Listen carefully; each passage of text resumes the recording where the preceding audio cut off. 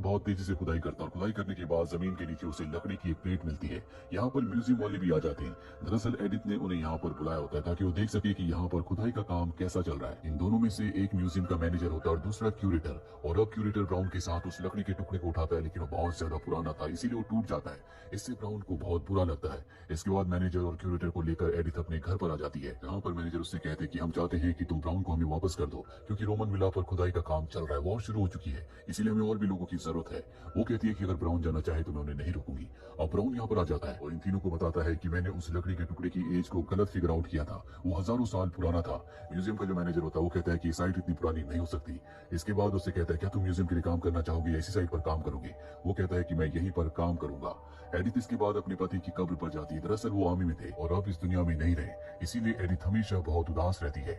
इसके बाद एडिथ उस जगह जाती है जहाँ पर खुदाई का काम चल रहा है। वहाँ पर वो उस टीले के पास जाती है जहाँ पर खुदाई की गई थी, और जब वो उस खुदी हुई जगह के अंदर जाती है तो ब्राउन कहता है कि तुम वहाँ से बाहर आ जाओ, वहाँ पर बहुत खतरा है। एडिथ बाहर आ जाती है। इसके बाद ब्राउन अंदर खुदाई करने के लिए जाता है और तभी उसके ऊपर बहुत सारी मिट्टी गिर जाती है, जिसके अंदर वो दफन हो जाता है।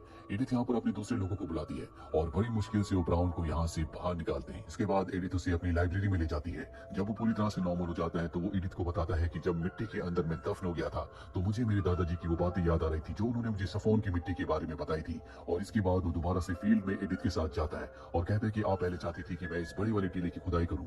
आप सही थे, क्योंकि यहाँ पर जितने भी टीले वो सब के सब राउंड शेप में है। एक यही टीला है जो ओवल शेप में है और ये सभी टीलों के बीचों बीच है, यानी कि ये सभी टीलों का केंद्र है। दरअसल ब्राउन अब इस जगह पर और भी ज्यादा इंटरेस्ट ले रहा होता है, क्योंकि खुदाई के दौरान लकड़ी का जो टुकड़ा उसे मिला था उसका ये मानना है कि वो 11वीं सेंचुरी का है, और अब वो चाहता है कि वो इस बड़ी टीले की खुदाई करे जिसे एडिथ सबसे पहले खुदवाना चाहती थी। और अब वो एडिथ के उन लोगों के साथ इस टीले की खुदाई करना शुरू कर देता है जो लोग एडिथ ने उसे प्रोवाइड किए थे। एडिथ का बेटा रॉबर्ट भी बार बार खुदाई वाली साइट पर आता है। वो ब्राउन से बातें करता है। इन दोनों की जल्दी दोस्ती हो जाती है, क्योंकि इन दोनों को आर्कियोलॉजी और एस्ट्रोनॉमी में बहुत ज्यादा इंटरेस्ट होता है। और अब जब ये लगातार खुदाई करते हैं तो एक दिन खुदाई के दौरान इन्हें एक बहुत पुरानी चीज मिलती है, जो कि शिप का लोहे का रिविट होता है, एक तरह का कीला। ये लेकर वो म्यूजियम में जाता है। म्यूजियम का मैनेजर भी उसे देखकर हैरान हो जाता है। ये बात बताने के लिए वो एडिथ के पास भी जाता है, लेकिन एडिथ उस वक्त घर पर नहीं होती, वो लंदन गई होती है। दरअसल उसकी तबीयत अक्सर खराब रहती है। पर जब एडिथ लंदन से वापस आती है तो ब्राउन उसे उस जगह ले जाता है जहाँ पर उसने काफी हद तक खुदाई कर दी थी। इसके बाद इस शिप की यानी कि पानी के जहाज की शेप को देख सकते हैं। यहाँ पर ब्राउन का मानना होता है कि शायद ये किसी बहुत बड़ी योद्धा की कब्र हो, उसके सम्मान में उसे यहाँ पर दफनाया गया होगा, और जल्द से जल्द खुदाई करके इसे पूरी तरह से बाहर निकालना चाहते हैं। एडिथ और ब्राउन इस खोज से बहुत खुश होते हैं, क्योंकि एक बहुत बड़ी खोज होती है।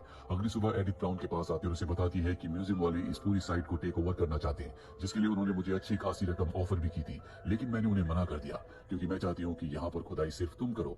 ये सुनकर ब्राउन को बहुत अच्छा लगता है। ब्राउन बहुत अच्छा इंसान है, इसीलिए एडिथ कहीं ना कहीं उसकी तरफ अट्रैक्ट हो रही होती है, इसीलिए रात को उसे डिनर पर बुलाती है।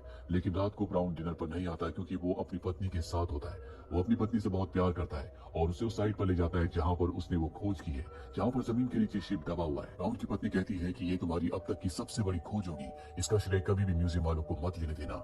अभी दोनों के दोनों घर वापस आ जाते हैं और रात को जब ब्राउन सो रहा होता है तभी बहुत तेज बारिश होना शुरू हो जाती है। वो जल्दी से उस खुदाई वाली साइड पर जाता है जिसे पहले से उसने कवर किया होता है, लेकिन अब वो और भी अच्छे से कवर करना चाहता है ताकि पानी वहां पर ना भरे।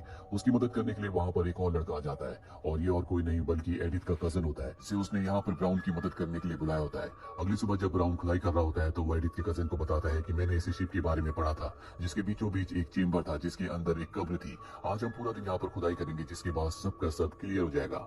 और तभी यहाँ पर जो म्यूजियम का मैनेजर होता है वो म्यूजियम के हेड के साथ कुछ और लोगों को लेकर यहाँ पर आता है, और जब म्यूजियम का हेड इस साइड को देखता है तो वो पूरी तरह से हैरान हो जाता है। वो कहता है कि आर्कियोलॉजी की दृष्टि से ये बहुत बड़ी खोज है, इसीलिए इस पूरी जगह पर मुझे अपना कंट्रोल चाहिए। ब्राउन उसे ऐसा करने से मना करता है। वो कहता है कि मैंने इस जगह की खुदाई की है और इस लैंड की इस जगह की जो ओनर है वो एडिथ है, और जब तक वो मुझे नहीं कहेंगी तब तक मैं इस जगह पर काम करता रहूंगा। म्यूजियम का हेड कहता है कि मैं जल्दी गवर्नमेंट का लेटर दिखाकर उनसे इस जगह पर अपना कब्जा ले लूंगा। सुनने के बाद ब्राउन एडिथ के पास जाता है, लेकिन वो किसी से मिलना नहीं चाहती। उसकी तबीयत हमेशा खराब रहती है, उसे एक हार्ट अटैक पहले आ चुका है, लेकिन किसी तरह से ब्राउन उसके कमरे में चला जाता है। एडिथ से कहता है कि उस शिप के बीचों बीच एक चैम्बर जरूर होगा जिसमें कुछ न कुछ खास कीमती चीज होगी, मैं उसे देखना चाहता हूँ। एडिथ कहती क्या तुमने म्यूजियम के हेड कोई बात बताई? वो कहता है मैं तुम्हारे लिए काम करता हूँ, मैं बात किसी को नहीं बता सकता, मुझे एक दिन का और वक्त चाहिए। लेकिन एडिथ की तबीयत बहुत ज्यादा खराब होती है। वो कहती है कि म्यूजियम के हेड ने कहा है कि जल्दी वो गवर्नमेंट की तरफ से हमें एक लेटर देगा, जिसके बाद ब्रिटिश गवर्नमेंट का पूरी तरह से इस जगह पर अधिकार होगा। उन कहता है कि आपकी जमीन है, आप किसी को भी इस तरह से अपनी जमीन पर कब्जा नहीं करने दे सकती। दरअसल एडिथ के पति ने और उसने जमीन इसीलिए खरीदी थी क्योंकि इसकी आर्कियोलॉजिकल वैल्यू बहुत ज्यादा थी, पर अब एडिथ की तबीयत बहुत ज्यादा खराब है, वो ज्यादा कुछ नहीं कर सकती। वही ब्राउन भी बहुत दुखी होता है क्योंकि उसने यहाँ पर बहुत ज्यादा मेहनत की थी और अब उसने जो खोज की थी, जो शिप उसने ढूंढा था, उसका पूरा का पूरा श्रेय किसी और को चला जाएगा। अगली सुबह ब्राउन जब खुदाई वाली जगह पर जाता है तो वो देखता है कि वहाँ पर म्यूजियम का हेड अपनी टीम के साथ पहुंच चुका है। वो ब्राउन से कहता है कि तुम भी साइट पर काम कर सकते हो, लेकिन तुम बाहर के छोटे मोटे काम करोगे। ब्राउन को बात बिल्कुल अच्छी नहीं लगती, इसीलिए वो यहाँ से चला जाता है। घर जाता है तो उसकी पत्नी उसे समझाती है कि तुम्हें साइट के आसपास ही रहना चाहिए, ये खोज तुम्हारी है, अगर तुम साइट के आसपास रहोगे तो हो सकता है कि तुम्हें इसका श्रेय मिल जाए। ब्राउन को अपनी पत्नी की बात ठीक लगती है और अगली सुबह उस साइट पर चला जाता है जहाँ पर उसने जो नोट्स बनाए थे वो वहाँ के आर्कियोलॉजिस्ट के साथ शेयर करता है। इससे आर्कियोलॉजिस्ट कहता है कि तुम्हारी इन नोट्स की वजह से हमें काफी मदद मिलेगी। और अब यहाँ पर लगातार काम चलता रहता है और एक दिन जब ये काम कर रहे होते हैं तभी बारिश शुरू हो जाती है। इस वजह से इन्हें काम रोकना पड़ता है, सब के सब काम रोक देते हैं। म्यूजियम का हेड कहता है पता नहीं कब ये काम खत्म होगा। यहाँ पर एडिथ भी होती है, वो कहती है कि तुम्हें मिस्टर ब्राउन की हेल्प लेनी चाहिए, तुमने उसे छोटे मोटे काम दिए हैं, अगर तुम उनकी हेल्प लोगे तो तुम्हारा काम जल्दी खत्म हो जाएगा। और इसके बाद म्यूजियम का हेड उनको भी इंपॉर्टेंट काम देता है। अब क्योंकि वर्ल्ड वॉर 2 चल रहा होता है इसीलिए म्यूजियम का हेड जल्द से जल्द इस काम को खत्म करना चाहता है। यहाँ पर वो 2 और आर्कियोलॉजिस्ट को बुलाता है, इसमें एक का नाम स्टुअर्ट होता है और दूसरी उसकी वाइफ होती है। दोनों के दोनों आर्कियोलॉजिस्ट हैं और ये लगातार अब वहाँ पर खुदाई का काम करना शुरू करते हैं। स्टुअर्ट का अपनी पत्नी की प्रति कोई भी आकर्षण नहीं होता, वो उसे कभी टाइम नहीं देता, वो हमेशा काम करता रहता है। और एक दिन जब ये शिप की खुदाई कर रहे होते हैं तभी वहाँ पर स्टुअर्ट की पत्नी को सोने का एक लॉकेट मिलता है जो देखकर सबके सब हैरान हो जाते हैं। इसके बाद इन्हें सोने की वहाँ पर और भी चीजें मिलती है जिसमें सोने की तलवार, सोने की कवच और सोने की और भी आभूषण होते हैं। यानी कि ये उस चेम्बर तक, सेंटर जगह तक पहुंच गए हैं जिसके बारे में ब्राउन को पता था। ब्राउन को यहाँ पर सोने का एक सिक्का भी मिलता है, वो कहता है ये एंग्लो एज का है, यानी कि 7वीं शताब्दी का है। हालांकि जो म्यूजियम का हेड होता है वो इस बात पर यकीन नहीं करता, पर जब वो मैग्नीफाइंग ग्लास से उस सिक्के को देखता है तो उसे समझ में आ जाता है कि ब्राउन जो कह रहा है वो सच है। वो देखकर बहुत खुश हो जाता है। वो कहता है कि इतिहास अब पूरी तरह से बदल चुका है। हमें पता है कि 7वीं शताब्दी में भी लोग सिक्कों का इस्तेमाल करते थे, उनकी अपनी पूरी सभ्यता थी। उन्हें जमीन के नीचे से जितनी भी पुरानी चीजें मिली होती है सबको संभाल कर रखते हैं।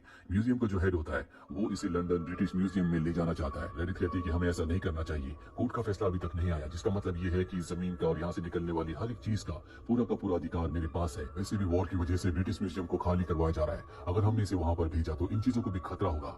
एडिथ को इस बात का भी डर होता है कि कहीं उसे इन चीजों का राइट मिले या ना मिले। ब्राउन से कहती है कि यहाँ पर जितनी भी चीजें मिली है वो सब की सब मेरे बेडरूम में रख दी जाए और अब सारी चीजें उसके बेडरूम में रख दी जाती है। ये एडिथ का जो कजन होता है जिसने उसे यहाँ पर ब्राउन की मदद के लिए बुलाया होता है, उसका स्टुअर्ट की पत्नी से जो कि आर्कियोलॉजिस्ट है अफेयर शुरू हो जाता है क्योंकि स्टुअर्ट अपनी पत्नी पर कभी ध्यान नहीं देता। स्टुअर्ट को भी कुछ काम आ जाता है जिस वजह से उसे अपनी पत्नी को उसी साइट पर छोड़कर दूसरी जगह काम करने के लिए जाना पड़ता है।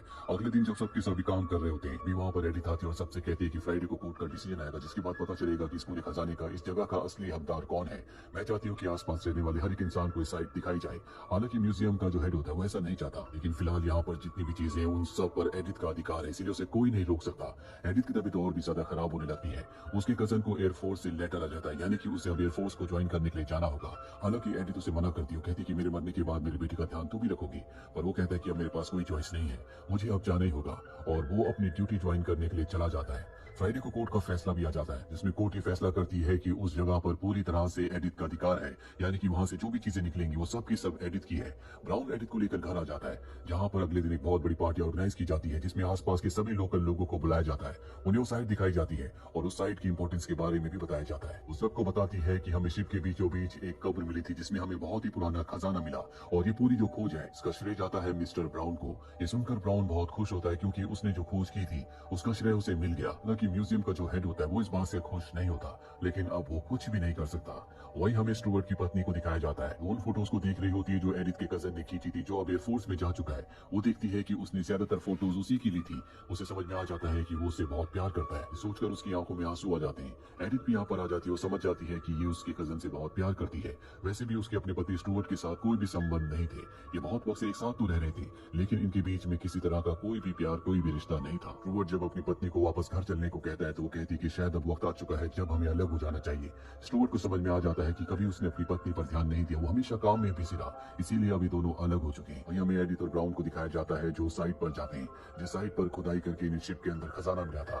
एडिथ की हालत बहुत ज्यादा खराब है, वो जानती है कि अब वो ज्यादा दिन जिंदा नहीं रहेगी। वो ब्राउन से कहती है कि मैं पूरा का पूरा खजाना जो भी मुझे मिला है वो ब्रिटिश म्यूजियम को गिफ्ट कर दूंगी। ब्राउन कहता है कभी किसी ने इतना बड़ा गिफ्ट किसी को नहीं दिया होगा। एडिथ अपनी जिंदगी की आखिरी सांसें इसी शिप के आसपास लेना चाहती है, इसीलिए वो अपना बेड वहीं पर लगवा देती है जहाँ पर उसका बेटा रोबोट उसके साथ होता है, जो उसे कॉस्मिक की यानी कि अंतरिक्ष की बातें बताता और कहता है कि जब इंसान इस दुनिया से चला जाता है तो वो तारा बन जाता है। जल्द ही एडिथ की मृत्यु हो जाती है और इस साल होता है सन 1942 का। एडिथ की मृत्यु के बाद उसका कजन जो एयरफोर्स में चला गया था वो भी वापस आ जाता है। इसे देखकर स्टुअर्ट की वाइफ जो कि उसका इंतजार कर रही थी खुश हो जाती है, दोनों एक दूसरे के गले लग जाते हैं। अब क्योंकि वर्ल्ड वॉर 2 चल रहा था इसीलिए पूरे खजाने को लंदन अंडरग्राउंड में 9 सालों तक छुपा छुपा कर रखा गया, जिसके बाद इस खजाने को पब्लिक के लिए खोला गया। 9 सालों तक इस खजाने के बारे में किसी को नहीं बताया गया।